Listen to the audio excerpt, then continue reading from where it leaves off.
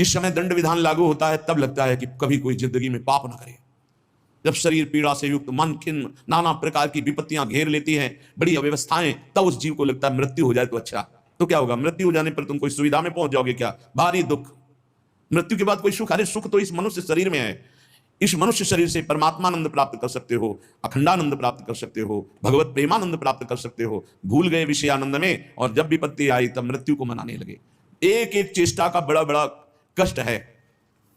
तो जिसने कभी दूसरों को भूखों को भोजन पिलाया है, प्यासे को जल पिलाया है, किसी की भारी दुख में सम्मिलित होकर दुख निवृत्ति की है और भगवान नाम जब, तो ऐसी स्थिति को वो सह पाता है। उस समय भी गंभीर मुद्रा में वो भगवान का स्मरण उस दुख से विक्षिप्त होकर नहीं छोड़ता। वो पवित्र अंतःकरण वाला उस भारी कष्ट अवस्था में भी भगवान नाम स्मरण। ध्यान देना, अगर दूसरे को कष्ट दिया है, कभी किसी का हित नहीं किया, कभी प्यासे को पानी नहीं पिलाया, कभी भूखे को अन्न नहीं पवाया, तो अंतिम समय तुम्हारा बाधित हो जाएगा। जो शत मार्ग है वो बाधित हो जाएगा। ये सिद्ध महापुरुष बोल रहे हैं।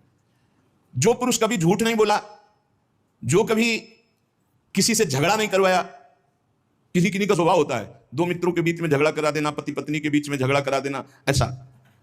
जो आस्तिक स्वभाव वाला और श्रद्धालु है, उस समय भारी दुख की अवस्था में सुख का उदय होता है उसके हृदय में।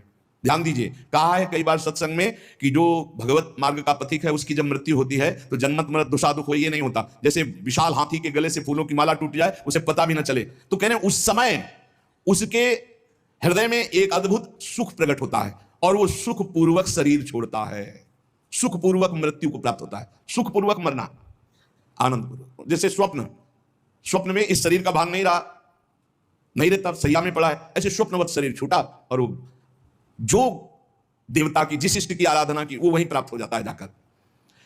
पर यह साधारण नहीं है सुखपूर्वक मृत्यु होना। जो सदैव अपने गुरु की आराधना में संलग्न रहा है, कभी किसी वैष्णव की निंदा नहीं की है, सात्विक भोजन पाया है।